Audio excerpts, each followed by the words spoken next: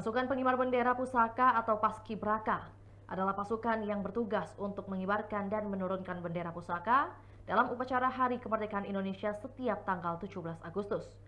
Penamaan Paskibraka diusulkan oleh Idik Sulaiman pada tahun 1973.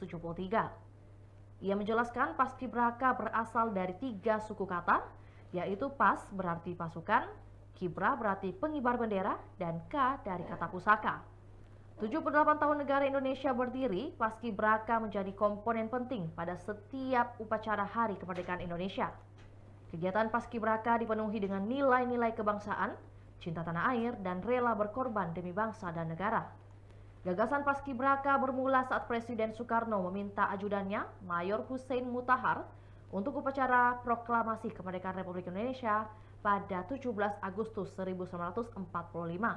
Karena tugas itulah, Mutahar mengusulkan agar pengibaran bendera pusaka dilakukan para pemuda Indonesia.